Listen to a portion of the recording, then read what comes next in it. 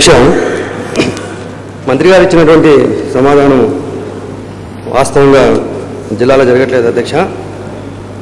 ఈరోజు core dashboard మరి official వెబ్సైట్లో నుంచి ఆంధ్రప్రదేశ్ స్టేట్ హౌసింగ్ కార్పొరేషన్ నుంచి తీసుకున్నటువంటి అప్డేట్ అధ్యక్ష ఇది.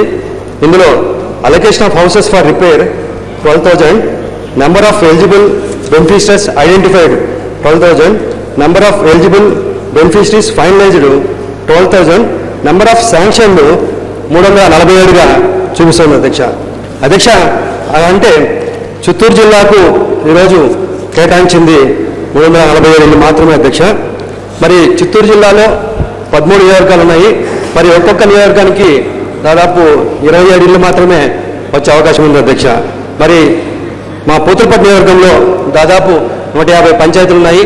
మరి 150 పంచాయతీలు ఉన్నటువంటి గ్రామాలకి ఈ యొక్క 27 ఇళ్ళు ఎవరికి ఇవ్వాలని తెలియని పరిస్థితి ఉన్నది అధ్యక్ష. అధ్యక్ష, ఇక్కడ ఈ ప్రభుత్వానికి ఒక విషయం జ్ఞాపకం చేయాలనుకున్నాను అధ్యక్ష. ఎన్నికల మేనిఫెస్టోలో 2014 ఎన్నికల మేనిఫెస్టోలో పేజ్ నెంబర్ 33లో వీరు ఇచ్చినటువంటి వాగ్దానం అధ్యక్ష, 10 సంవత్సరాలు పైబడ్డ గృహాలకు ఒక్కొక్క ఇంటికి 5,000 రూపాయలు మరమ్మతుల నిమిత్తం ఇస్తామని ఆ రోజు ఎన్నికల వాగ్దానం ఇచ్చారు అధ్యక్ష. మరి ఈ హామీ ప్రకారం చూస్తే దాదాపు 1993 నుంచి 2004 మధ్యకాలంలో 1,35,300 ఇళ్ళు పూర్తయినట్లుగా కనిపిస్తుంది అధ్యక్ష.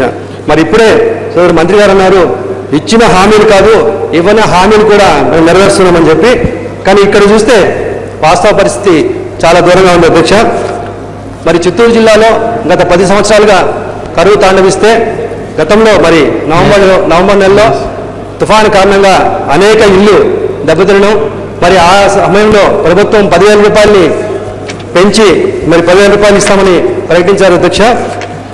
దశాబ్దాల కిందట పేదలకు కట్టించినటువంటి ఇల్లు తుఫాను కారణంగా దెబ్బతిని గోడల నుంచి కానీ పైకప్పుల నుంచి పెచ్చులుడుతూ భయపెడుతున్నా కూడా అదే ఇంట్లో ఉంటూ భయంగా గడుపుతున్న పరిస్థితి ఈరోజు కనిపిస్తుంది అధ్యక్ష.